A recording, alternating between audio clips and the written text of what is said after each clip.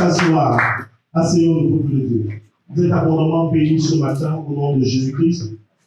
Mais c'est un privilège pour moi de pouvoir prendre la parole de devant vous parce que je ne me considère pas comme étant le plus sage. Je ne me considère pas comme étant le plus gentil dans ce qui concerne la parole de Dieu. Peut-être je ne la connais pas mieux que vous. Je crois que parmi nous, il y a des personnes qui maîtrisent de la parole de Dieu. Il y a des personnes ici qui ont déjà eu à lire les textes que nous avons lus ce matin et qui les comprennent mieux. Mais j'ai la lourde responsabilité de pouvoir vous donner ce que Dieu a déposé en moi ce matin. Alléluia. Et je pourrais commencer au début ce programme sans ce message, sans toutefois rendre grâce à Dieu. La Bible déclare qu'il y a la joie au ciel lorsqu'un pécheur se répond. Amen. Qui connaît ce passage? Qui est d'accord avec moi? Qui est d'accord qu'il y a de la joie au ciel lorsqu'un pécheur se répand? Ah oui, il y a de la joie au ciel parce que, voyez-vous, aujourd'hui, bien aimé, il n'est pas facile de marcher avec le Seigneur. Il n'est pas facile qu'une femme, qu'un homme s'engage et dise devant Dieu et devant les hommes, moi je veux servir le Seigneur. Alléluia. Beaucoup le disent parfois de bouche, mais les actions ne le prouvent pas. Beaucoup de personnes le disent aussi parfois par les actions, mais le cœur n'y est pas. Alléluia. Ça veut dire qu'il faut que le corps, l'esprit et l'âme soient un pour pouvoir dire oui, j'ai vraiment accepté le Seigneur. C'est pour ça qu'il nous déclare que Dieu est esprit, il faut que ceux qui l'adorent en esprit et en vérité. Bien aimé, ce matin, nous sommes dans la présence de Dieu, non seulement pour recevoir, mais pour donner aussi. Comme une offrande, comme un sacrifice vivant, alléluia. Notre vie doit être un sacrifice devant Dieu. C'est pourquoi nous allons acclamer pour notre fille, pour notre sœur qui a décidé aujourd'hui de rompre avec le monde.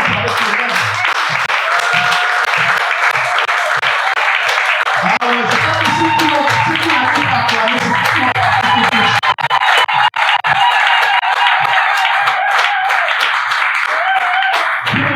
sur terre, il n'y a pas meilleur choix que celui-là.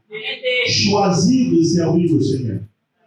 Choisir de servir le Seigneur, c'est le meilleur choix que vous ferez dans votre vie. Amen.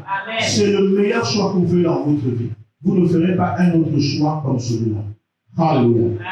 Alléluia. Alors ce matin, je vais présenter notre bébé. Elle est bébé, elle est encore vraiment, quand vous venez la saluer, allez doucement. Il ne faut pas la froisser. Amen. Il ne faut pas la froisser. Il ne faut pas abîmer le bébé. Amen. Il ne faut pas l'abîmer. Et je voudrais aussi que pendant que vous irez vers elle pour l'exhorter, donnez-lui de la nourriture liquide. Elle n'est pas encore là pour manger des os. Amen. Elle ne mange pas encore les arrêts de poisson. Bon, veillez à ce que vous lui donnez soit sain. Amen. Qu'est-ce que j'ai dit? Ce que vous lui donnez doit être sain.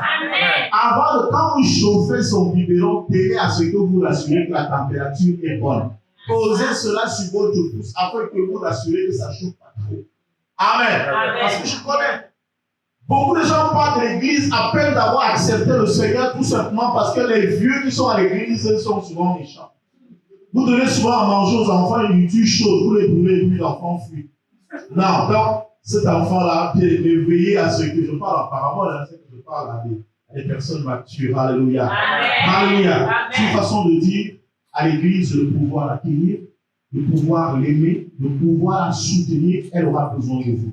Amen. Elle aura besoin de nous. Je vais nommer ce matin Shirley de Robert. Est-ce que tu peux te lever, ma fille? Lève-toi. Amen. Ça, c'est son diplôme. Diplôme pour certificat de baptême. Amen. Nous, ministres de culte, certifions par le présent document que la nommée Shirley de Robert a été baptisée par immersion conformément aux saintes écritures consignées dans le livre de Marc 16, verset 16. En foi de quoi nous lui délivrons le présent certificat pour servir et valoir ce que le droit. Signé le pasteur Stevie William et pour la maison de prière pour tous les peuples. Ma fille, que Dieu te bénisse abondamment. Prends ton parchemin, je t'en prie. Alléluia. Est-ce qu'on peut acclamer pour ça? Acclamer pour ça.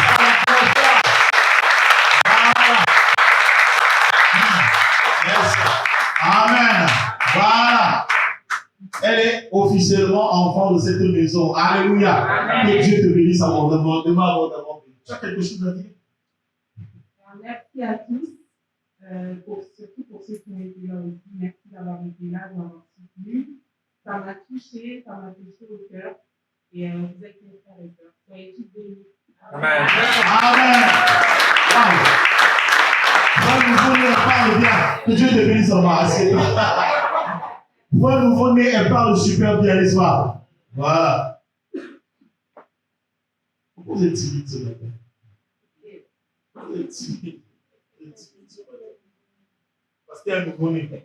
Il y a complètement fait de lui, quoi.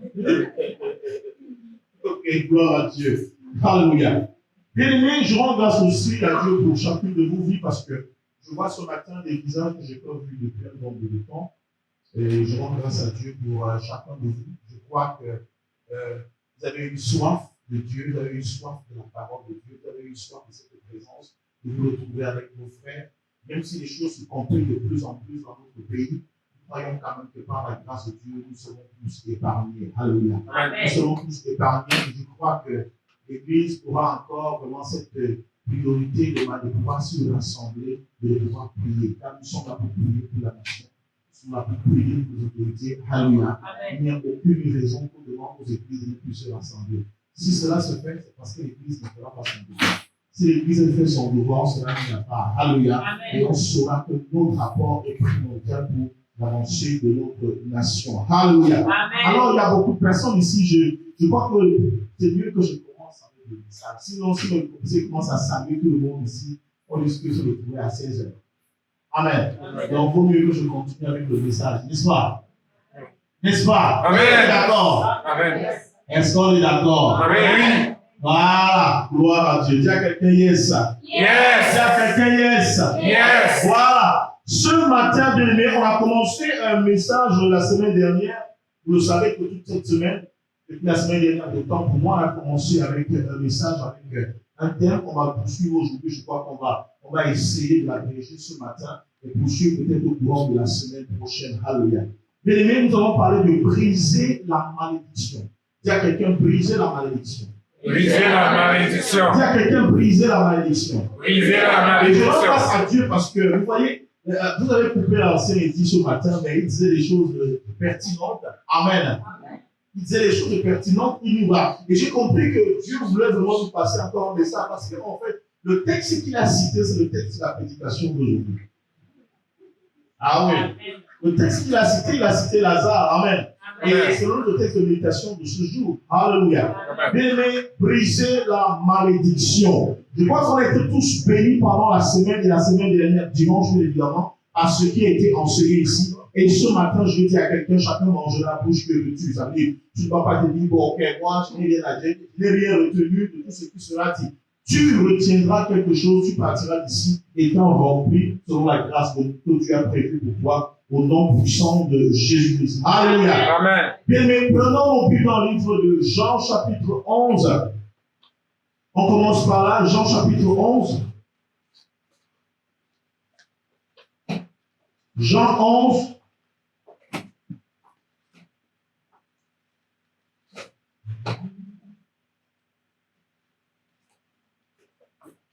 Jean 11.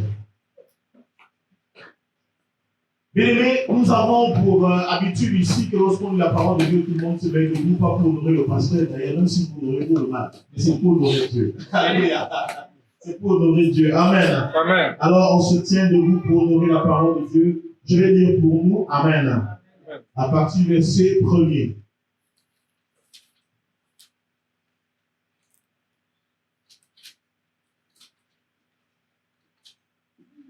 Il y avait un homme malade, Lazare, de Béthanie, village de Marie et de Marthe, sa sœur.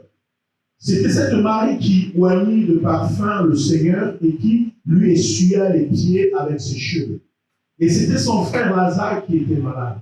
Les sœurs envoyèrent dire à Jésus, Seigneur, voici celui que tu aimes est malade. Après avoir entendu cela, Jésus dit, cette maladie n'est point à la mort, mais elle est pour la gloire de Dieu, afin que le Fils de Dieu soit glorifié par elle. Or, Jésus aimait Marthe et sa sœur et Lazare. Lors donc qu'il eut appris que Lazare était malade, il resta 2 jours encore dans le lieu où il était. Et il dit ensuite aux disciples, retournons en Judée. Les disciples lui dirent, Rabbi, les Juifs tout récemment cherchaient à te lapider. Et tu retournes en Judée? Jésus répondit, n'y a-t-il pas 12 heures au jour? Si quelqu'un marche pendant le jour, il ne bronche point, parce qu'il voit la lumière de ce monde. Mais si quelqu'un marche pendant la nuit, il bronche parce que la lumière n'est pas en lui. Après ces paroles, il leur dit, Lazare, votre ami dort, mais je vais le réveiller. Les disciples lui disent, Seigneur, s'il dort, il sera guéri. Jésus avait parlé de sa mort, mais ils crurent qu'il parlait de l'assouplissement du sommeil. Alors Jésus leur dit ouvertement, Lazare est mort. Et à cause de vous, afin que vous croyiez, je me réjouis de ce que je n'étais pas là, mais allons vers lui. Sur quoi Thomas, appelé Didyme, dit aux autres disciples, allons aussi, afin de mourir avec lui. Jésus, étant arrivé, trouva que Lazare était déjà depuis 4 jours dans le sépulcre. Et comme Béthanie était près de Jérusalem, à 15 stades environ, beaucoup de Juifs étaient venus vers Marthe et Marie pour les consoler de la mort de leur frère. Lorsque Marthe apprit que Jésus arrivait, elle alla au-devant de lui, tandis que Marie se tenait assise à la maison. Marthe dit à Jésus, Seigneur, si tu eusses été ici, mon frère ne serait pas mort. Mais maintenant même, je sais que tout ce que tu demanderas à Dieu, Dieu te l'accordera. Jésus lui dit, ton frère ressuscitera. Je sais, il répondit, je sais. Lui répondit Marthe qu'il ressuscitera à la résurrection au dernier jour. Jésus lui dit, je suis la résurrection et la vie. Celui qui croit en moi vivra, quand même il serait mort. Et quiconque vit et croit en moi ne mourra jamais. Crois-tu cela? Elle lui dit, oui Seigneur, je crois que tu es le Christ, le Fils de Dieu, qui devait venir dans le monde. Ayant ainsi parlé, elle s'en alla, puis elle appela secrètement Marie, sa sœur, et lui dit, le maître est ici et il te demande. Dès que Marie eut entendu, elle se leva promptement et alla vers lui. Car Jésus n'était pas encore entré dans le village, mais il était dans le lieu où Marthe l'avait rencontré.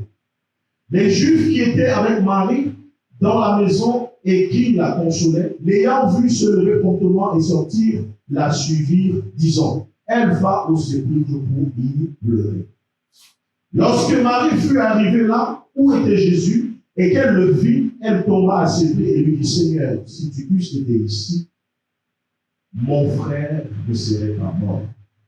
Jésus la voyant pleurer, elle et les Juifs qui étaient venus avec elle frémit en son esprit et fut tout ému. Et il dit, où l'avez-vous mis, Seigneur?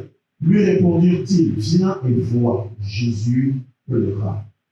Sur quoi les Juifs dirent, voyez comment il aimait.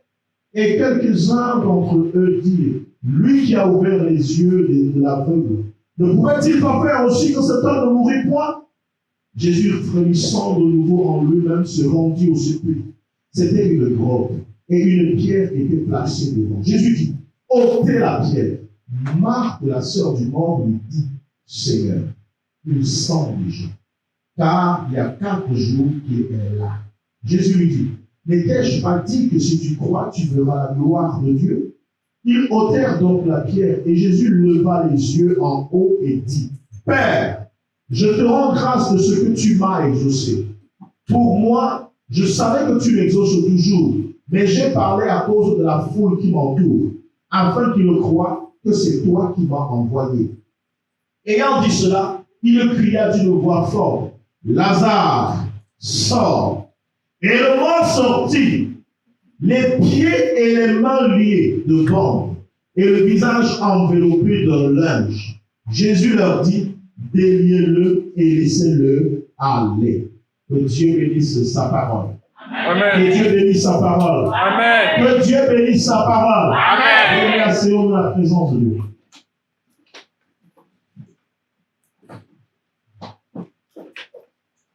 Brisez la malédiction. Alléluia. Amen. Alléluia. Amen. Premièrement, je voudrais dire à certains, parce que je sais que parmi nous, il y a de nombreux qui ne croient pas en la malédiction. Quand on dit malédiction, ils ne croient pas du tout. Je vous comprends. Je vous comprends. Alléluia. Je vous comprends. Mais ce matin, vous allez voir vous-même, non seulement la lumière des Saintes Écritures, vous allez comprendre ce nombre de choses. Alléluia. Je veux dire à quelqu'un qu'il y a des choses qui se répètent dans ta famille. Il y a des choses qui se répètent dans ta vie. Il y a des choses qui se reproduisent. Quand on dit reproduire, ça veut dire qu'elles se sont déjà produites. Amen. Amen. Amen. Amen. Quand on dit reproduire, ça veut dire qu'elles sont déjà produites. Elles se produisent à nouveau. Ça veut dire que tu as vu les choses arriver à ton père. Tu as vu les choses arriver à ta mère. Tu as vu les choses arriver à tes oncles. Et tu commences à voir ces choses arriver. Tu vois ces choses commencent à arriver à ta petite soeur, à ton petit frère. Tu as comme l'impression que tout le monde doit passer par là. Alléluia. Amen. Alléluia. Amen. Tu as comme l'impression que tout le monde doit passer par là. Mais parce que c'est tellement habitué à voir ces choses que c'est devenu normal à vos yeux. Combien de choses sont devenues normales à nos yeux en tant qu'enfants de Dieu? Combien de choses sont devenues anormales à nos yeux en tant que membre d'une famille? Tu constates que ta mère ne s'est pas mariée, ton père ne s'est pas marié, tes hommes ne sont pas mariés, et quand tu ne te maries pas, tu trouves que c'est normal. Tu réalises que tout le monde a les diplômes chez toi, tu as tous les diplômes, mais personne ne parvient à trouver de l'emploi. Alléluia. Mais tu trouves cela normal. Mon père ne travaille pas, ma mère ne travaille pas, ma soeur ne travaille pas, mes frères ne travaillent pas. Donc si je ne travaille pas, c'est normal. Alléluia. Amen. C'est normal. Mon père a connu des difficultés dans tel domaine. Donc si mon fils a des difficultés, c'est tout à fait normal. Je vais dire à quelqu'un ici ce matin, bien aimé, nos destins ne sont pas autant liés. Au point où ce que ton père a vécu, tu dois le vivre.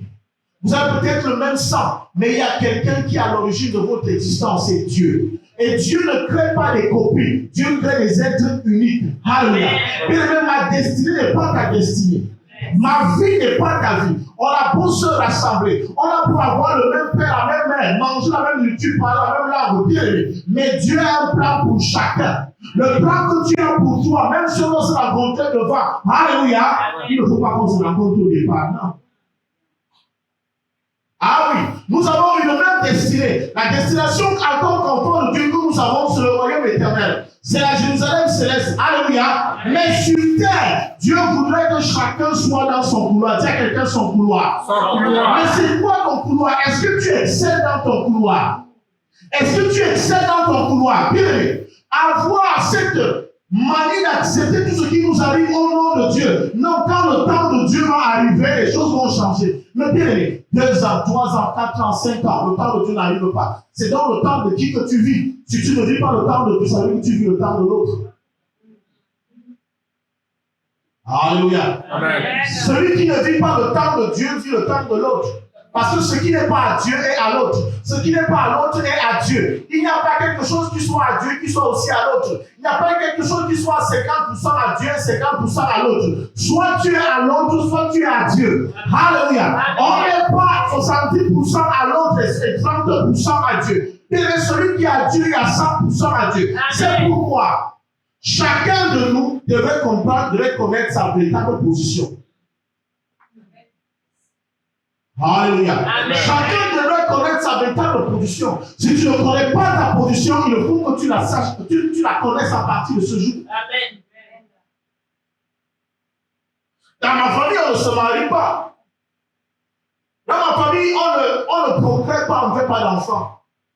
Dans ma famille, on ne trouve pas d'emploi. Dans ma famille, on ne peut pas voyager. Dans ma famille, on ne peut pas faire ceci. Dans ma famille, on parle comme ça. Non, c'est comme ça. Toi, tu sais que c'est comme ça que je parle. Non, même ma mère parle comme ça. Même mon père parle comme ça. Même ma soeur que tu connais, parle comme ça. Donc, tu m'as accepté comme ça. C'est comme ça que je parle. Bien aimé. Il y a un temps pour tout. Tu as quelqu'un, il y a un temps pour tout. Tu as parlé comme ça. Dès aujourd'hui, tu arrêtes de me parler comme ça. Il y a des signes de malédiction qui sont subtils dans notre vie. On les accepte, mais on ne croit pas que c'est la malédiction, on ne sait pas.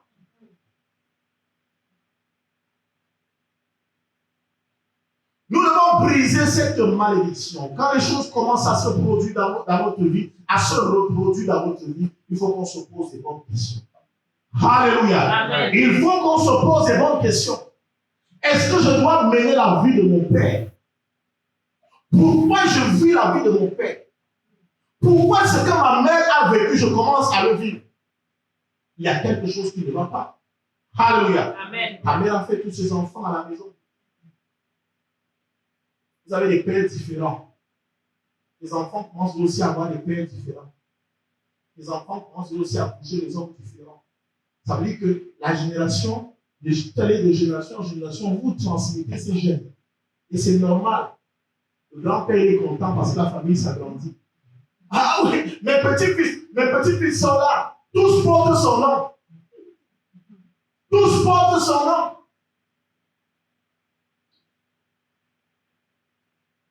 Chacun donne un enfant, comme grand-père s'appelle Joachim. C'est Joachim, c'est Joachim. Quelqu'un donne la madame, c'est Joachim.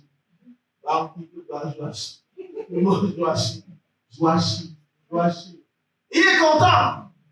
Il est content. Ces enfants qui n'ont pas d'avenir. Ils n'ont pas d'avenir.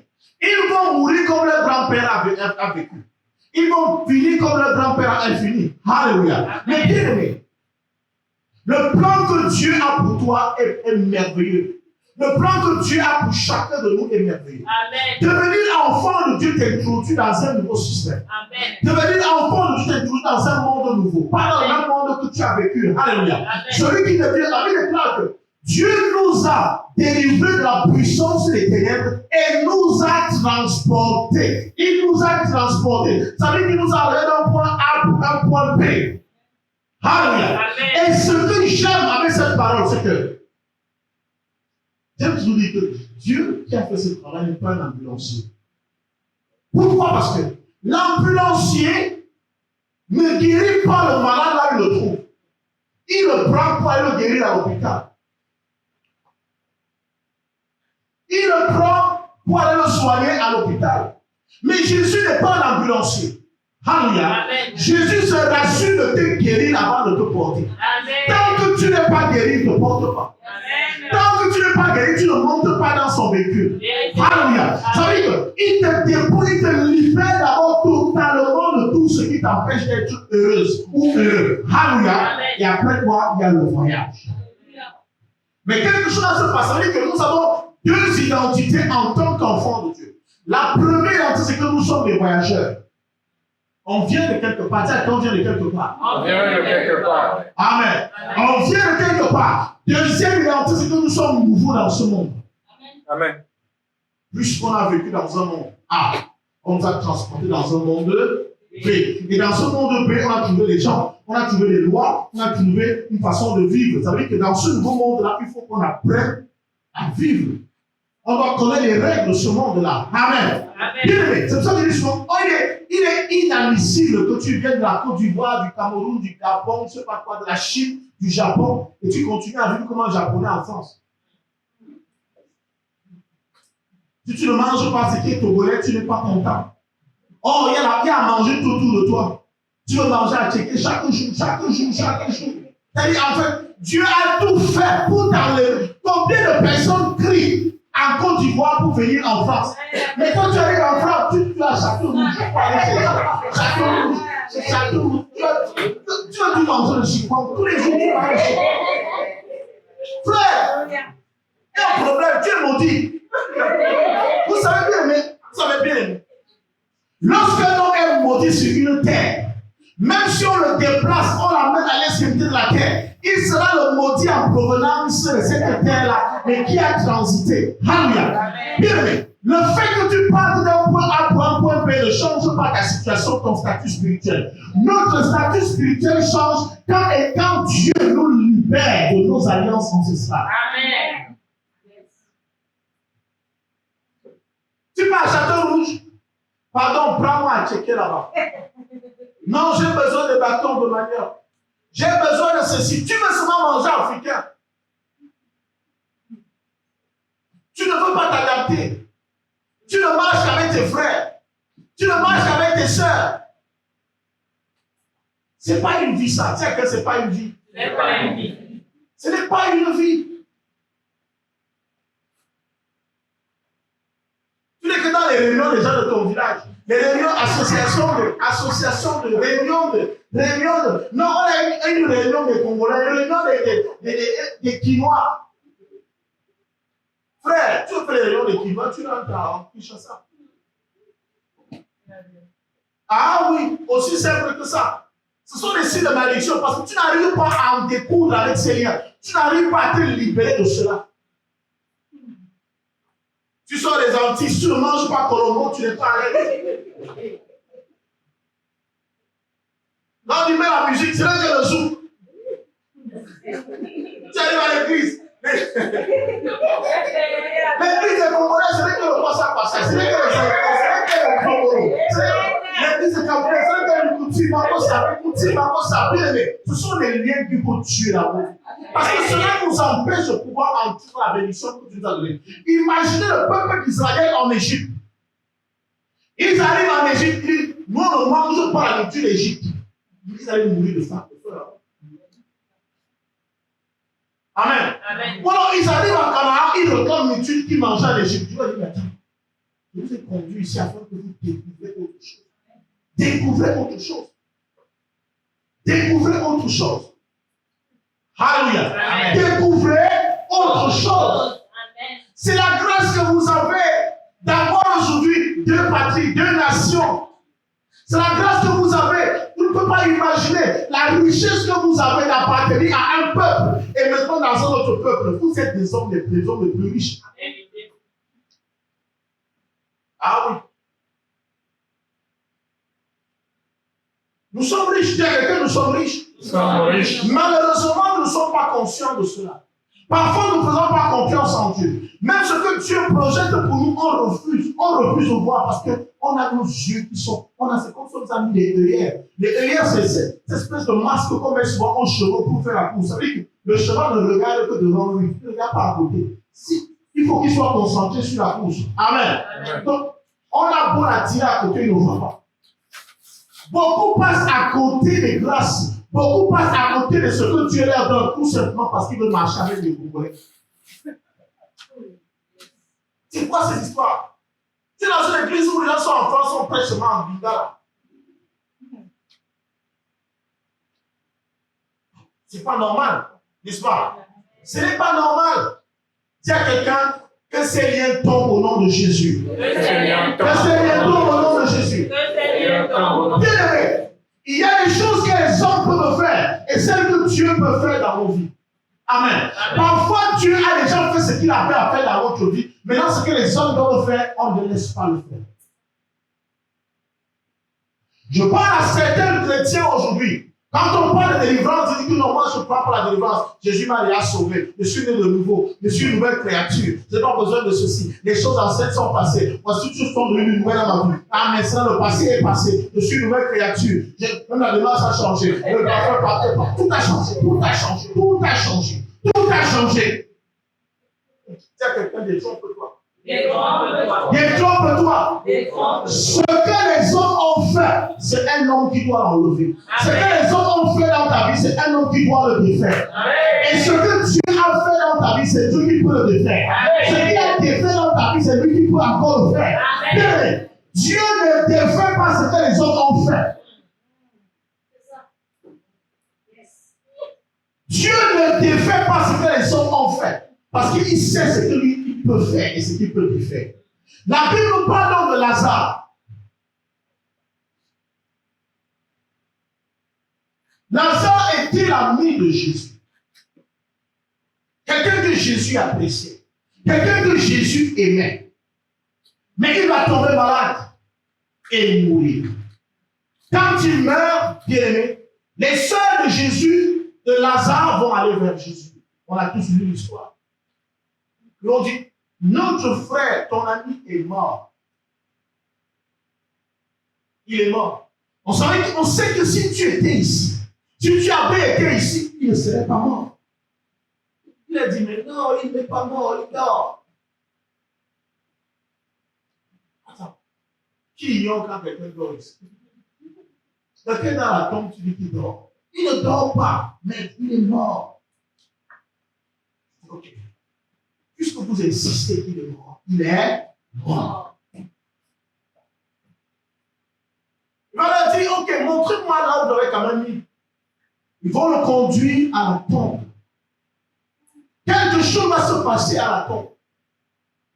La Bible déclare que lorsque Jésus a vu la tombe, il a été d'abord ému. et ému par l'attitude, le comportement de ceux qui l'entouraient. Parce qu'il a dit qu'il a marché avec des gens, il a prêché devant les gens, il leur a donné à manger et à boire. Mais jusque-là, personne n'avait cru véritablement en lui. Vous savez, la routine aujourd'hui voudrait que tout le monde aille à l'église. C'est la mode, hein? Voilà, c'est la mode. Si vous ne le savez pas. La mode aujourd'hui, c'est que chacun se dit je suis enfant de Dieu. Mais qui est véritablement enfant de Dieu? Chacun se dit je suis fils de Dieu. Mais dans l'attitude, dans le comportement, dans la foi, tu ne manifestes pas les signes d'une nouvelle naissance. Amen. Amen. Comment se fait-il que tu es cru en Jésus? Et quand je te dis maintenant que non, il va revenir à la vie, il n'est pas mort. Je dis que non, ça là, Jésus, ça c'est pas ton niveau. On a comme l'impression qu'il y a des choses que Jésus peut faire pour nous et celles qu'il ne peut pas faire. On a comme l'impression que Jésus soit incapable de faire certaines choses. Bien aimé, chrétien, je veux que tu comprennes une chose. C'est que Jésus-Christ, alléluia, Jésus-Christ est le Dieu visible du Dieu, est l'image visible du Dieu invisible. Amen. Ça veut dire que celui qui n'avait pas vu Dieu à cette époque-là, quand il voit Jésus, il sait qu'il a rencontré Dieu. Amen. Et qu'est-ce qui est impossible à Dieu? Ça veut dire que rien n'est impossible à celui qui croit. Alors Jésus va leur dire, ok, Lazare est mort, mais roulez-moi quand même la pierre. Non, il sent déjà. Il sent déjà. Ça fait 4 jours qu'il est là. Il y a des personnes qui pensent que ta situation, on ne peut pas la changer. Hein. Ah oui. Je veux même dire qu'il y a des personnes qui pensent, il y a même elle-même, la personne même sait que sa situation, on ne peut pas la changer. Et c'est la chose la plus difficile pour un serviteur de Dieu. Tomber sur ce genre de personne, c'est qu'en fait, tu parles, la personne non dit que fini, tu parles. Parce que tu es le 8e pasteur que je rencontre. Et quand je te vois dans ton église, n'est même pas assez grand. Moi, j'étais chez le père Ivan Castani. J'ai appelé Marcelo Tunas. Celui que tu appelles ton père, moi, j'ai vu le prophète Jonathan tout face au téléphone. Il a prié. Pasteur, bon, comme tu reçois dans le samedi, tu peux aussi quand même dire que tu as reçu quelqu'un aujourd'hui, mais il n'y a rien. Il n'y a rien à faire pour moi. Donc, fini, moi je vais partir. Il ne croit pas. Bien aimé, je suis allé rendre le ministère comme ça une fois avec la prophétesse au Cameroun dans une église. Où la sœur, je ne peux pas l'appeler comme ça. Bon, appelons-la comme ça. Elle ne croyait pas à ma petite personne. Elle ne croyait pas que Dieu pouvait tout ça. Ça veut dire que quand on commençait à prier, là, tout le monde était debout, elle était assise. Elle dit que celui-ci va prier. Celui-ci, qu'est-ce qu'il va nous apporter de bon? Il a quoi? Tous les pasteurs sont passés ici. Ils n'avaient même plus le charisme que lui. Qu'est-ce qu'il va nous apporter? Alléluia. Donc, même quand je partais vers elle pour prier, c'est à peine qu'elle s'est levée de là comme ça. En fait, tu es en face d'elle, tu sens le mépris, tu vois le mépris incarné. Puis de là. Alléluia. Mais Dieu sait confondre les gens. Dieu sait humilier les gens. Quand tu veux humilier un loin de Dieu, parce que ce n'est pas le Dieu que tu humilies, mais c'est l'Esprit de Dieu en lui que tu humilies. Amen. C'est Dieu que tu veux humilier. Et là, Dieu n'accepte pas qu'on l'humilie. Tu ne peux pas humilier Dieu. Amen. Tu ne peux pas rabaisser Dieu. Amen. Alléluia. Bien aimé. Dès que je me suis rapproché d'elle, elle ne voulait pas me regarder du tout. Dès que j'ai levé la main, c'est comme dans les films chinois. Moi, j'ai encore regardé ma main comme ça, j'ai autant de puissance. Sangoku. Alléluia. C'était Sangoku. Même peut-être végétal, Sangoku, ça. Quel que ça. Pouf. Je regarde ma main. Pas moi. Alléluia. Oh, Seigneur. Oh, vous savez quoi? Dieu vient de là où on va. Amen. Là où tu vas, là, ça va. Dieu vient de là. Il connaît tes intentions. Quand j'ai levé la main comme ça, c'est envolé, je dis comme ça, en arrière. Projeté commençait à casser les chaises. Les chaises étaient en plastique. Elle a nettoyé le sol. Yes. Elle vomit, elle nettoie encore le sol ensemble. Yes. Et c'est le genre que même le pasteur, tu crains encore un peu. Tu crains encore. Donc oui, tu pleures un peu. Vous savez, Dieu a donné aux serviteurs de Dieu un pourcentage où ça nous appartient, on gère pour mon frère. Ah oui, pour le savoir là. Pour le savoir, tu peux venir ici, tu veux que je prie pour toi, et tu dis, sors! Et tu vas pour la personne, tu dis, mais comment il fait ça? Tu commences à me critiquer. Oh, c'est parce que Dieu m'a permis de le faire. C'est pourquoi les hommes de Dieu chassent les démons différemment. Chacun chasse selon sa grâce. Un autre va dire ça. Sors! Et tu sors. Et tu vas voir la personne commence à crier. Un autre t'impose les mains. Un autre te montre tout seulement sans main. Un autre te se montre comme ça. Un autre prend le ballon et joue.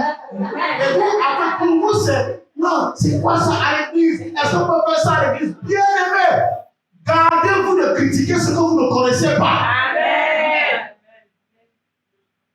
Vos vies sont tellement petites. Vous permettez de vivre parfois la bouche de ton côté. Je demande que tu vois comment. Tu fais la sorcellerie, frère. Tu n'as jamais rêvé de quelqu'un. Tu n'as même jamais prié pour que Dieu te parle de quelqu'un. Et ta petite vie qui a les grands problèmes. Parce que tu as une petite vie avec les grands problèmes. Et jusque-là, tu te permets quand même de parler d'un autre de tes frères. C'était comme ça. Écoutez le conseil de quelqu'un qui a été comme vous. Parce que je vous dis des choses que moi-même j'ai expérimentées. Je parlais comme ça les gens de Dieu. Jusqu'à ce qu'un jour, Dieu se révèle à moi au sujet d'un homme de Dieu.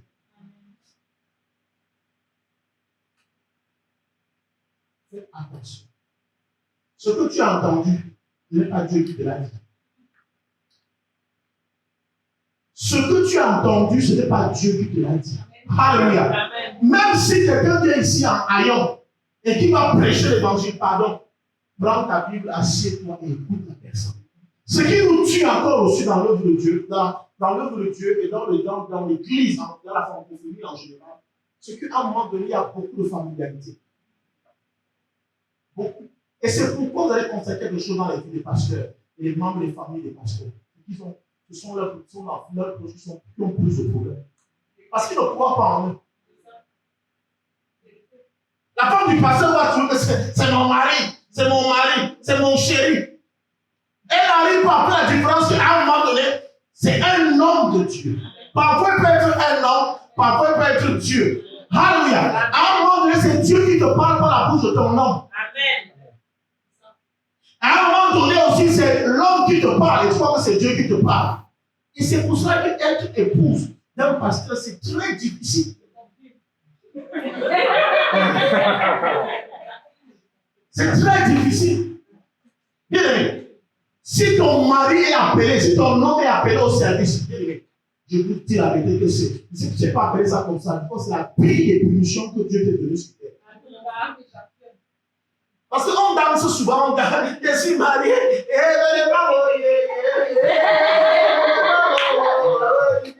c'est bien. Vous faites les pailles, vous cousez les tenues, vous cousez les vestes, parce que vous avez un pasteur dans votre famille. Bien. Les familles qui ont des pasteurs seront jugées doublement. Pourquoi? Parce que vous n'avez pas cru en celui qui vous a été donné. Amen. Je prie, toute femme ici, si tu es la femme d'un serviteur de Dieu, bien, commence à savoir comment te comporter. La Bible nous parle du jeune Samuel. Lorsque Anne veut prier devant Dieu, parce qu'elle veut un enfant, Alléluia. Dieu en ce moment a besoin d'un juge en Israël. Israël vit dans un désordre, dans un chaos pas possible. Il n'y a pas de juge. Et Anne élève la prière et dit à Dieu, si tu me donnes un enfant, je vais te le consacrer. Anne ne connaît pas le problème que Dieu a en ce moment-là. Anne ne connaît pas que Dieu a besoin d'un juge en Israël. Anne sait seulement que elle a élevé sa prière sur l'adoration devant Dieu. Si tu me donnes un enfant, je vais te le consacrer. Or, en élevant cette prière-là, elle est en train de résoudre le problème de Dieu. Dieu réalise que il aura la réponse à son problème. Elle aussi sera satisfaite. Ça veut dire qu'Anne veut seulement qu'on dise qu'elle aussi a porté un enfant. Amen. Amen. Mais parce qu'Anne connaît la loi juive, elle connaît très bien comment se passe dans l'église. Et à cette époque-là, alléluia, quand tu consacrais ton enfant à l'Éternel, écoutez comment ça se passait. Tu le déposais au temple. Cet enfant ne t'appartenait plus. Vous allez comprendre ce que fait. Les premiers-nés sont consacrés à Dieu. Alléluia. Lorsque tu prenais ton enfant, tu le déposais au temple. Amen. Tu l'entrais chez toi. Si tu veux voir ton enfant, tu vas, aujourd'hui on le dit, les mains levées, tu fais une demande. Tu vas faire une demande au souverain sacrificateur qui est établi au temple. Amen. Et le souverain sacrificateur est libre de dire oui ou non. Que tu ne le vois pas, ce n'est pas ton enfant. Alléluia. Et s'il dit oui, parce qu'il peut dire oui. S'il dit oui, quand il vient chez toi, tu n'as pas le droit de le commissionner, de l'envoyer. Passe-moi de la papi, maman, junior, passe-moi. Tu ne peux pas le faire. On n'envoie pas Dieu. On n'envoie pas ce qui est voie interdit. On n'envoie pas ce qui est consacré. Tu ne peux pas l'envoyer. Tu ne peux pas le commissionner. Il n'est pas à toi. Il vient chez toi, il est assis comme un pot de fleurs, tu le vois. Tu sais que c'est mon fils. Mais il t'appartient pas. Voilà ce que c'est qu'un sacrificateur aux yeux de Dieu. Si vous les méprisez, c'est votre. C'est à votre. C'est vous qui perdez. C'est vous qui perdez. Le pasteur prie pour tout le monde. Mais dans sa famille, il y a des malades. Le pasteur bénit les entrailles des gens. Mais dans sa famille, il y a des femmes qui n'arrivent pas à enfanter. Il dirige chez lui. Il dirige à l'extérieur. Mais chez lui, les gens sont liés plus. Pas parce qu'il ne veut pas délier chez lui, mais parce que personne ne croit en son appel. Bien, Dieu vous posera des questions que l'homme que je vous ai donné. Comment l'avez-vous géré? Nous tuons nos prophètes aujourd'hui. Nous tuons nos pasteurs aujourd'hui. Mais les prophètes et les pasteurs sont les dons de Dieu pour notre génération. Et beaucoup sont passés à côté de l'homme de leur destinée. C'est-à-dire, tu es passé à côté du pasteur de ta destinée. C'est-à-dire que l'homme que Dieu a placé devant le temps pour t'instruire. Mais tu passes à côté parce que tu as les yeux, tu sais ce que tu cherches. Tu veux un homme populaire. Tu veux un homme qui est juste. Frère, je veux les gens qui cherchent les pasteurs juste là. Ils sont où? Levez un peu les mains. Levez un peu les mains. Les seuls que je connaisse, ce sont les 24 vieillards. Les 24 vieillards, depuis qu'ils adorent, ils n'ont jamais arrêté la vie. Mais tous ceux qui sont sur terre, alléluia, s'ils ont la chair, il y a des choses que la chair va réclamer. Ils vont agir selon la chair.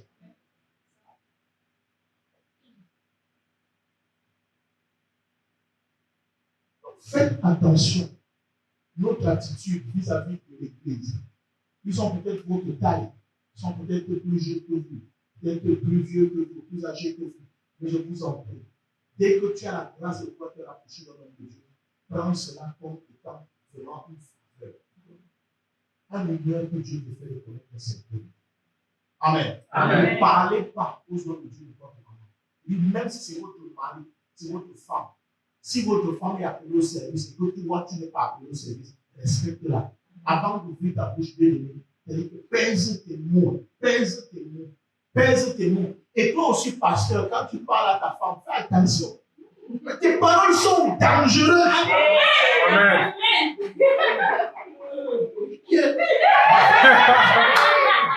Ça fait comme ça, pourquoi que...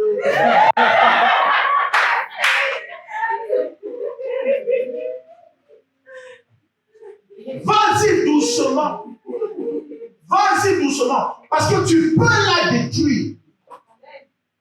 Tu peux la détruire par tes mots. Tu peux la détruire par tes paroles. Tu peux la détruire par tes intentions. Alléluia. Bien, vos bouches sont comme des lames. Amen. À quoi que c'est également ceux qui nous dans ces scandales. Tu sais pas, c'est là où c'est Victor Hugo. Dit que les mots sont des pistolets chargés. Parler, c'est tirer. Les mots sont, si les mondains peuvent dire que les mots sont des paroles, sont des pistolets chargés. Et que parler, c'est tirer. Ça veut dire que nous devons faire attention à ce qui sort de notre bouche. Puis encore un serviteur de Dieu. Dieu a béni ta langue. Dieu a béni ta bouche. Alléluia. Amen. Tu te dois de respecter les paroles qui sortent de ta bouche. Si tu es un roi de Dieu, sache que tu n'as pas une bouche ordinaire. Amen. Alléluia. Tu n'as pas une bouche ordinaire. Alors, Lazare est mort. Et Jésus arrive devant la tombe. Et Jésus dit, roulez la pierre. Et quand on roule la pierre, bien-aimé, la Bible déclare que Jésus va élever la voix. D'ailleurs, il y a un verset, le verset le plus court de la Bible, Jésus pleura, bien-aimé, Jean chapitre 1, verset 35. C'est le verset le plus court de la Bible pour ceux qui ne savaient pas. Alléluia. Amen. Parce qu'il était ému. Parce qu'il était dépassé par l'attitude, le comportement de ses frères, le comportement de ce peuple qui avait pris le temps d'enseigner pendant des mois, des années. La Bible déclare qu'il va se lever et il va élever la voix. Il va dire d'une voix forte, Lazare, sors de la tombe, sors. Lazare sort. La Bible déclare que et le mort sortit. Ah. Cette parole, je vous assure que bien aimé. Et le mort sorti, c'est toute une prédication. C'est tout un séminaire. Ce n'est pas le vivant qui est sorti, mais c'est le mort qui est sorti. Le mort marchait.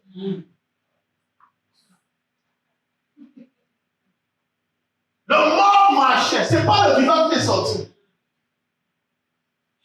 Comment un mort peut marcher? Alléluia. Amen. Comment un mort peut marcher? Le mort sortit. Quand le mort sort, tous ont vu le mort sortir. Et Jésus le dit, déliez-le et laissez-le aller. Bien aimé, la question qu'on aime toujours poser ici pour ceux qui ne croient pas à la délivrance. Pour ceux qui ne croient pas à la délivrance, Dieu parle à ceux qui ne croient pas à la délivrance. L'Esprit de Dieu parle à ceux qui ne croient pas à la délivrance. Le Maître ramène le mort à la vie. Alléluia. Jésus a ses deux bras. Jésus a la capacité de délier ses liens. Mais il dit déliez-le et laissez-le aller. Pourquoi il dit déliez-le? Pourquoi toi tu ne délies pas? Pourquoi tu ne délies pas? Vous savez pourquoi? Parce que, alléluia, Jésus n'est pas celui qui l'a lié pour le mettre au tombeau. Amen.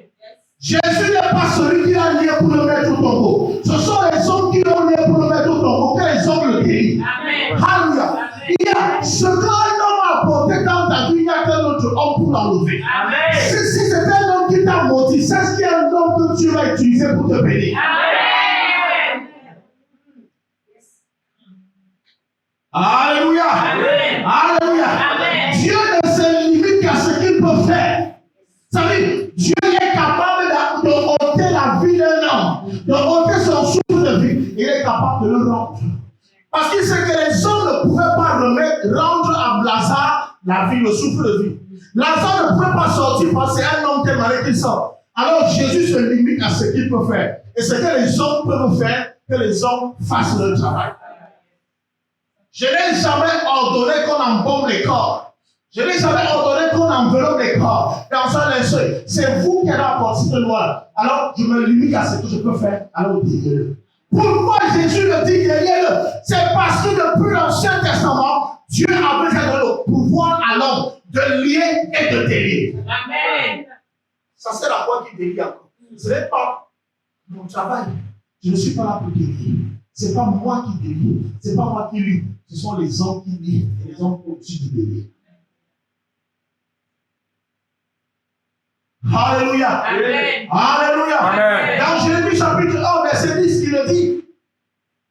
Lorsque Jérémie commence à parler, il dit qu'il est un enfant. Il dit non, arrête de parler que tu es un enfant. Tu n'es pas un enfant. Tu n'es pas un enfant. Dès aujourd'hui, je te donne le pouvoir. Je te donne le pouvoir de déraciner, d'arracher tout ce qui n'a pas été planté par moi. Arrache cela. Et je t'ordonne maintenant de planter quelque chose de nouveau. Ça veut dire qu'après la délivrance, le tout n'est pas de délivrer quelqu'un. Vous savez, parce qu'aucun corps ne doit être vide. Dis à quelqu'un, aucun corps ne doit être vide. Le tout n'est donc pas de délivrer quelqu'un. Après avoir délivré quelqu'un, bien aimé, d'un esprit, veille à ce que tu le remplisses de notre esprit. Amen. Car nombreux ont été vidés. Amen. Ton corps est en vie, il doit être occupé. Est-ce que vous comprenez ce que je dis ce matin? Amen. Est-ce qu'on est ensemble? Amen. Est-ce qu'on est ensemble? Amen. C'est pourquoi celui qui est mort, Amen, Amen. Dieu peut te ramener à la vie. Mais malgré le fait que Lazare sort de la tombe, Amen, en marchant, il est quand même libre. Tu retrouves la vie, mais tu es quand même libre. Comment se fait-il qu'on peut devenir enfant de Dieu, mais on continue de vivre les mêmes problèmes?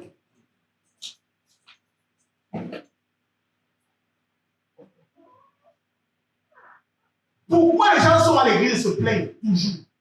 Pourquoi ça ne change pas la vie? Pourquoi ça ne change pas? Alléluia. Amen. N'oubliez pas. N'oubliez pas. Jésus n'est pas venu donner à manger. Hein. Jésus n'est pas venu donner à boire. N'est-ce pas? Amen. Mais Jésus est venu nous donner quoi? La vie, le salut de l'âme. Le salut de quoi? De l'âme. S'il est venu donner le salut de l'âme, et le corps est où? Or, un homme est un composé tripartite. Ça veut dire qu'on a trois parties en tant qu'homme. Nous sommes un esprit vivant dans un corps avec une âme, n'est-ce pas? Amen. Nous sommes un esprit avec une âme vivant dans un corps. Alors, si Jésus est venu pour le salut de l'âme, l'esprit déjà appartenant à Dieu, le Fils, il ne discute pas cela avec qui que ce soit. Amen. Mais le corps, pourquoi le corps? Le corps, lui, est négligé. Pourquoi? Quelqu'un dira que le corps va avoir retourné la poussière. C'est vrai que le corps retourne la poussière. Et c'est pourquoi il est très important quand vous lisez la Bible. Parce que beaucoup de personnes pensent que quand tu nais de nouveau, c'est que l'argent va aussi tomber. Quand tu deviens enfant de Dieu, les choses vont commencer à tomber du ciel. Non. Non. Alléluia. Amen. Quand tu nais de nouveau, il y a des choses qu'il faut faire. C'est ton âme qui est née de nouveau, ton esprit est renouvelé. Mais ton corps, vous avez le même corps. Même quand Jésus sort des eaux de baptême, la Bible déclare que lorsque Jésus est sorti des eaux de baptême, Luc chapitre 4, elle déclare, quand il refait des eaux de baptême, on le voyait toujours le fils de Joseph, le fils de Marie. Or, il était plus le fils. Parce qu'en fait, il voyait la même enveloppe, il voyait la même tête, il voyait le même nom. Bien, mais quand on est de nouveau, quand on est baptisé, comme Charlie s'est fait baptiser aujourd'hui, est-ce que ça a changé? Quand il était plongé dans l'eau, tu as tous les locks. Tu as les mêmes locks. Tu vas arriver au quartier, on va t'appeler du même nom. Amen. Amen. Mais spirituellement, il y a quelque chose qui s'est passé. Mais dans ton corps, c'est toi qui vas veiller sur ton corps. Amen. Si tu veux que ton corps change, c'est toi qui vas veiller. Si tu veux que ton corps soit transformé, c'est toi qui vas travailler. C'est pourquoi la loi de Moïse ne concerne pas les choses spirituelles. Mais la loi de Moïse concerne les choses de la terre. Et pour cela que Moïse, allons-y, Deutéronome chapitre 28, vous avez découvert quelque chose.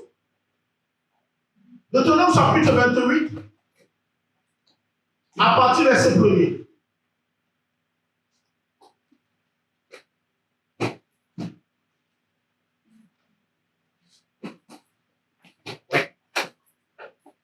Deutéronome chapitre 28, verset 1er.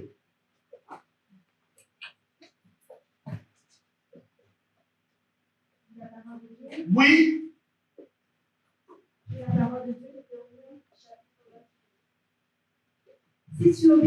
Si tu obéis Oui. à la voix de l'Éternel ton Dieu, Mhm. en observant et en mettant en pratique tous ces Oui. commandements Uh-huh. que je te prescris aujourd'hui, l'Éternel ton Dieu te donnera la supériorité sur toutes les nations de la terre. Point. Il y a un point ou il n'y en a pas? Est-ce qu'il y a une virgule? Ça veut dire que c'est là que l'idée s'arrête. Ça, c'est la première idée. Et ce que je vais vous dire par la suite, bien aimé, dépend de ce que vous le faites en tout début. Amen. Amen. Si tu obéis en mettant en pratique tous ces commandements que je te prescris aujourd'hui, l'Éternel, ton Dieu, te donnera la supériorité sur toutes les nations de la terre. Il n'a pas dit que l'Éternel, ton Dieu, tu devras aller au ciel. Non. Pas les nations de la terre. Tu n'auras pas la supériorité sur les nations de la terre, mais sur les nations de la terre. Pas sur les nations du ciel, mais sur les nations de la terre. Ça veut dire que la loi de Moïse n'avait rien à apporter à l'homme en ce qui concerne le salut de son âme. Moïse vous annonce la loi ça au départ. Ne venez pas me dire après que je vous n'étiez pas au courant. Alléluia. Moïse même connaît que sa loi est limitée. Moïse connaît que son rôle est limité. Moïse est là pour vous apporter le bien-être. Et la loi de Moïse persiste jusqu'à aujourd'hui, elle existe. Ceux qui la mettent en pratique vivent le bien-être. Mais parce que nous savons que le bien-être n'est pas tout ce qu'il nous faut, il faut aussi le salut de notre âme. Alléluia. Alléluia. Bien, allons-y. Oui. Voici toutes les bénédictions qui se répandront sur toi. Oui. Et qui seront ton partage lorsque tu obéiras à la voix de l'Éternel, ton Dieu. Oui. Tu seras béni dans la ville. Tu seras béni dans la ville. Et tu seras béni dans les champs. Et tu seras béni dans les champs. Bien aimé. Vous voyez, il commence à citer les choses de la terre. Il n'y a rien du paradis dedans. Il n'y a rien du paradis dedans. Parce que chaque fois on dit, Jésus nous a sauvés de la loi. Mais de quelle loi est-ce qu'il nous a sauvés? De quelle loi est-ce que Jésus nous a sauvés? Parce qu'il y a des gens que si ces gens ne sont pas posés, mais on va mener une vie chrétienne qui sera plutôt de la religion. De la religion. On ne va pas entrer sur l'enseignement de la nouvelle naissance aujourd'hui. Aujourd'hui, nous parlons de la malédiction. Alléluia. Nous parlons de la malédiction pour briser ce cycle dans votre vie. Parce qu'on peut être né de nouveau. Mais physiquement, on ne manifeste pas les fruits de la nouvelle naissance en tant qu'être vivant. Amen. Amen. Et on peut être enfant de Dieu, mais mourir pauvre. Tu iras au paradis, mais tu vas mourir pauvre. La nouvelle naissance ne donne pas l'argent. Tu veux l'argent, tu travailles. Oui. Oui, verset. Le fruit de tes entrailles. Oui. Le fruit de ton sol. Oui. Le fruit de tes troupeaux. Oui. Les portées de ton gros et de ton menu bétail. Toutes ces choses seront bénies. Toutes ces choses seront bénies. Ça, c'est si tu obéis au commandement de l'Éternel. Alléluia. Amen. Et vous allez lire tout ceci si vous voulez par la suite. Vous allez vous rendre compte que Moïse ne parle nullement. Ce n'est pas écrit quelque part où il parle du ciel. Ça veut dire qu'il pouvait accomplir tout ceci. Mais cela ne garantissait pas qu'ils auraient la vie éternelle. Parce que la vie éternelle n'était pas cachée dans la loi de Moïse. La loi de Moïse était pour vous assurer le bien-être sur terre. Alléluia. Amen. Parce que même les Juifs aujourd'hui continuent de pratiquer ceci. Ils pratiquent. Mais pouvez-vous me citer un peuple qui soit plus riche que les Juifs? Ah oui, mais s'ils meurent, peut-être qu'ils ne seront pas sauvés. Bien que choisis par Dieu. Parce qu'il faut aussi que la grâce les touche. Là, c'est autre chose. Mais en ce qui concerne le matériel, on sait que les Juifs, en termes de matériel, en termes de finances, en termes d'argent, ils ont les feuilles. Il y a quelqu'un, ils ont les feuilles. Ils ont les feuilles. Ils ont les choses. Ils ont l'argent. Asseyez-vous bien. Vous voyez donc qu'il faut un bon dosage. Il faut un bon dosage et beaucoup de maîtrise lorsqu'on parle des choses de Dieu. Parce qu'aujourd'hui, on voit un peuple qui se rebelle face à tout. Dès que tu écoutes l'enseignement, ce que tu ne comprends pas, tu commences à critiquer. Bien aimé, ce que tu ne comprends pas n'est pas forcément faux. C'est parce qu'en fait, tu n'as pas encore eu la possibilité, la capacité de comprendre ce qui est révélé. Amen. Alléluia. Mais il y a un temps pour tout. Il y a un temps pour tout. Il y a un temps pour tout sur le soleil. Je prie que tu puisses comprendre un jour. Parce qu'il ne faut pas que tu meurs dans cet état.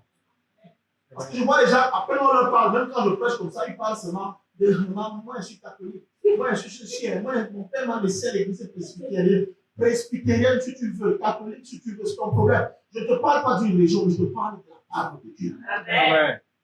Cette parole de Dieu qui te libère, qui te permet de comprendre qui tu es et quel est le plan de Dieu pour toi. Et jusqu'ici, tu as vécu ce que ton père a vécu.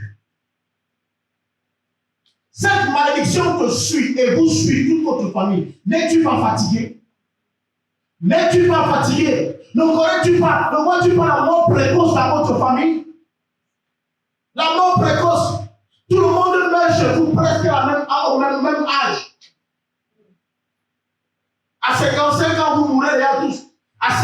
ans, j'attends que la maladie commence. Mais pourquoi? Pourquoi continuons-nous à fermer les yeux sur les réalités, les vérités que nous connaissons nous-mêmes, les choses que nous vivons au quotidien? Pourquoi tu peux commencer le travail quelque part? Tu n'es jamais confirmé. Pourquoi? 6 mois. Normalement, selon le code du travail, 6 mois, on devrait t'engager quelque part. Mais toi, on t'enlève toujours à 5 mois, 3 semaines. Non, vraiment, on peut te garder, mais on ne peut pas. Et tout le monde t'apprécie tout ce temps-ci. Tu travailles bien, vraiment, on aime travailler avec toi. Mais 5 mois, 3 semaines, on t'enlève. On te remercie. Tu trouves ça normal? Il y a des gens qui sont maudits au point où même quand ils veulent sécher le lait en pleine saison sèche, la pluie commence. La pluie. En pleine saison sèche, on a l'été là, il fait chaud. Lui aussi dit que bon, le carreau fait le lait aujourd'hui. Il sort son lait quand il sèche, les gens de pluie avec l'aide.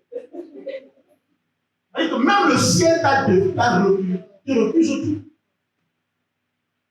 Bien, il y a des choses sur lesquelles on devrait normalement se poser. Je vous ai dit la vérité. Et je rends grâce à Dieu parce que pour la plupart, si vous sortez d'Afrique, ne pensez pas que parce que vous êtes en Europe, ça vous a laissé tard, c'est tombé dans la mer. Bien aimé, ça ne va jamais. Première classe.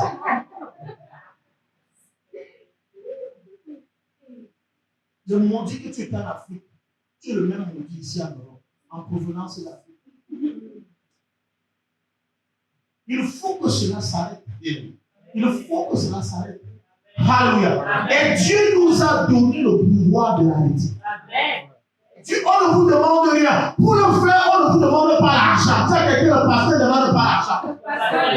Je veux seulement que tu acceptes ce que je te dis est possible. Et je suis sûr que si tu acceptes ce qu'il te dit en ce moment, en sortant d'ici, tu seras une nouvelle personne. Et dès demain, lundi de Dieu, je sais une chose. Si tu commences à voir que tu es bon en ce moment, quand tu sors d'ici demain, tu commences à recevoir les bonnes nouvelles. Ce que tu n'as jamais reçu. Et la puissance de Jésus. Ce que j'aime avec l'évangile, c'est que l'évangile n'est pas là pour te caresser. La parole n'est pas là pour voir si tu acceptes ou tu n'acceptes pas. C'est qu'on ne peut pas venir, bien aimé. Je vous dis quelque chose que vous ne savez pas. Toute personne qui est entrée ici, quand tu vas sortir, que tu dises Amen, ou que tu désamènes, que tu dises Alléluia, que tu dises pas lui. Quand tu sors d'ici, tu n'es plus la même personne. Bien aimé. En fait, ce que je ressens dans mon esprit, Dieu me parle, il me dit, souviens-toi de ce que j'ai dit à Moïse. J'ai décidé, je suis descendu pour le libérer, sortir d'Égypte, afin de le conduire dans un vaste et bon pays où coule le lait et le miel. Donc il ne demande pas la vie des Juifs, je ne demande pas la vie des Égyptiens, mais je suis descendu Moïse. Je ne suis pas venu te dire que je vais le faire, mais je le fais aujourd'hui. Vous savez, il y a des personnes que Dieu contraint de sortir de la prison. Parce que si on attend que tu te lèves comme tu ne te lèveras jamais. Mais il a tellement pitié de toi qu'il va t'imposer la guérison. Il va t'imposer la délivrance. Il va t'imposer la délivrance. Dis que Dieu m'impose la délivrance. Ah oui, Dieu m'impose la délivrance. Pourquoi? Parce que, vous savez, l'évangile aujourd'hui, on ne peut pas être à l'église comme on est entré dans un parti politique. L'évangile, après avoir écouté, on doit l'expérimenter. C'est la chose qu'on m'a enseigné. Les pasteurs, après avoir enseigné, applique ce que tu as enseigné. C'est pourquoi on va prier sur chacun de nous. Amen. On va prier sur chacun de nous. Amen. Et quand vous allez partir d'ici, vous serez que non, j'étais quand même en Dieu. La raison qui t'a amené ici aujourd'hui, ce n'était pas le hasard. Ce n'était pas le hasard. Tu es venu parce que tu dois recevoir. Tu vas recevoir. Et tu vas recevoir ce matin.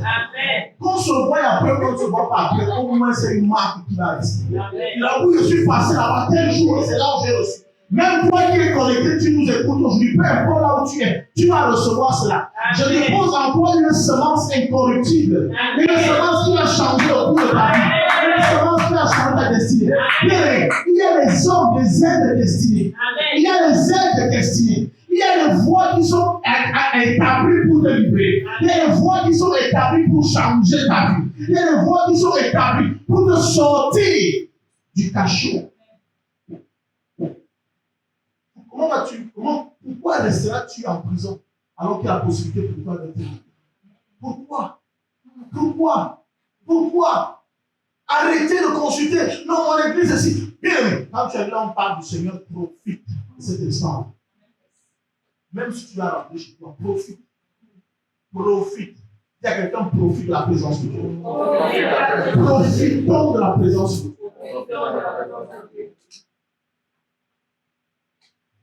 Je ne sais pas ce qui se passe dans ta famille. Même si tu n'oses pas l'avouer, même si tu n'oses pas le reconnaître, il y a quelque chose qui se passe dans ta famille. Si ce n'est pas dans ta famille, ça se passe dans ton village. Ce n'est pas dans ton village, ça se passe dans ton pays. Il y a des malédictions, il y a des choses qu'il faut détruire. Il n'y a que Dieu qui va vous libérer de cela. Vous vous battez, vous vous débattez, ça ne changera pas. Bien, tout le temps, les hommes arrivent et accusent de toi. Ils parlent, quand ils disent accusent de toi, chacun dit non, vraiment, je vais te j'appelle pas. Chacun dit oui, moi, tu es le long de ma vie. Et après, on t'abandonne. Bien, ce n'est pas une vie, ça. Ça, c'est la malédiction. C'est la malédiction. Combien de projets tu as eu? Aucun n'a réussi. Ça commence bien. Tu as les moyens, mais après, rien ne se passe.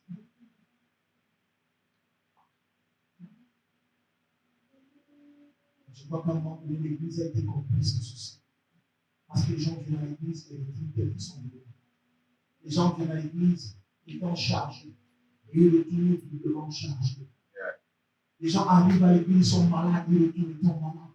Ce n'est pas normal. Dieu n'a pas prévu les choses ainsi. Dieu n'a pas prévu les choses ainsi. Nous ne sommes pas là pour amuser la galerie, mais nous sommes là, Dieu n'a pas capacité de changer. C'est lui qui change. Il faut qu'on profite tout ce temps, ce que Dieu nous a donné.